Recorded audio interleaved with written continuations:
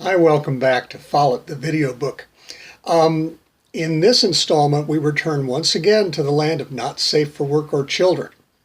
So if you're averse to reading about the horizontal mambo, you'd best skip this version.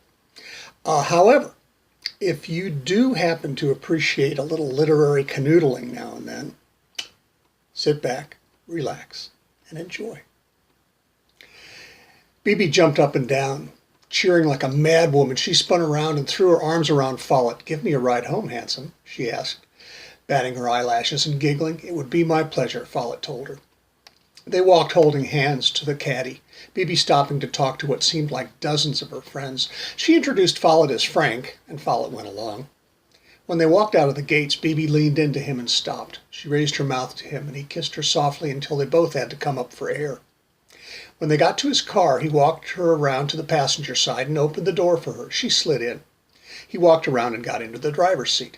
"What a beauty," she whispered and leaned over to him again. Follet took her face in his hands and kissed her.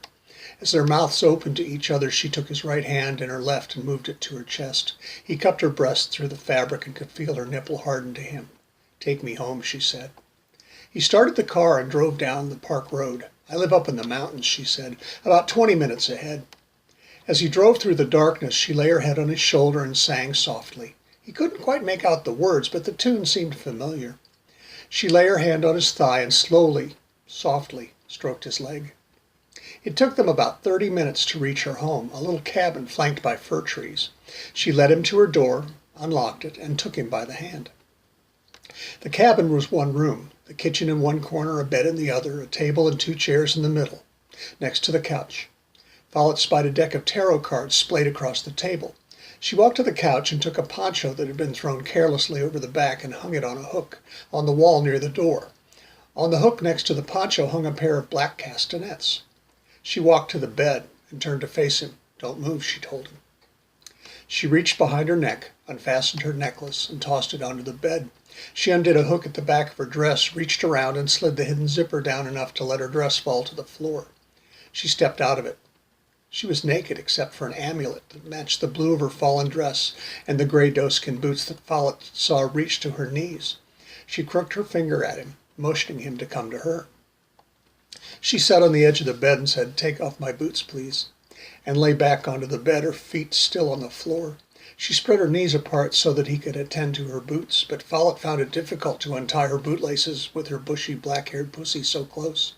Her vulva slightly open to reveal her labia and a drop of her juice about to fall. Follet untied her right boot and unlaced the leather laces, the tied X's opening to his touch. 2, 3, 5, 8, until he reached her ankle and could slide one hand behind her calf and gently pull her foot loose with his other hand. She wore silk knee socks, striped in white and black. He moved to her other leg and unlaced that boot, finding when he was finished and had freed her other foot that she wore another silk knee sock, this time in royal blue with randomly placed vermilion polka dots. His fingers moved behind her knees to the soft flesh there, gliding across the smooth skin and kneading her flesh. He moved the knee socks down to her ankles, sliding them over her calves and off of her feet. She sighed as she felt his warm lips on her leg, gently sucking her skin, opening and allowing his wet tongue to trace mysterious symbols on her flesh.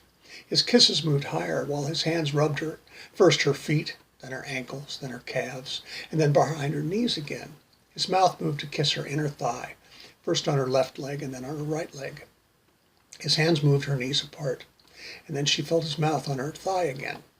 He softly bit her skin and then kissed her there. He sucked at her flesh and then moved his fingers in circles where he had taken her into his mouth, his tongue flicking at her. His mouth moved from her inner thighs to the big muscle on top of her leg. He kissed every inch of her, moving higher and higher. He could feel her muscles tighten as his hands and lips moved close to her pussy. When he had almost reached the top of her leg, he licked her skin, put his lips on her and sucked her soft, soft skin, kneading her flesh with his knowing fingers. He felt the temperature of her skin rise as he attended to her. He felt her muscles tightening, and he moved back away from her, watching her pleasure. And then she whispered, "There's a spot that gets me hot, but you haven't been to it." Follet reached for her hips and rolled her over onto her belly. She was bent over the edge of the bed, so he slipped his hands underneath her hips and lifted her so that she was on the edge of the bed, buns up and kneeling. He spread her legs apart. He slipped 2 fingers along her wet slit, and her lips opened at his touch. She was so wet, and he put his fingers into her and took them out, putting them to his mouth to taste her. Bibi moved her head so she looked to the left. As Follet touched her, her face reddened. Her lips twitched, and a little bead of drool fell from her mouth onto the bed sheets. She clutched at her breast with one hand and thrust her other hand between her thighs. He moved his hand back between her legs, slipping his thumb into her pussy, rubbing circles in her cunt on the forward wall, while his fingers poked and stroked the labia on either side of her clit. He moved his fingers away from her so that he could rotate his thumb inside her. Then Follet took his hand, grabbed his hard penis, and guided himself into her. She pushed her ass back toward him, and he pushed into her. He leaned over her and moved his hand back to cup her breast, the pert nipple almost exploding at his touch. He pulled almost out of her, but she followed with her hips, refusing to allow him to leave her. Then he slammed back into her. The tempo of their coupling increased as it intensified. He now lay over her back as he fucked her. He lowered his mouth to the muscle between her neck and her shoulder, and he bit her, taking her warm flesh between his teeth. She cried out, and they both shuddered to an orgasm.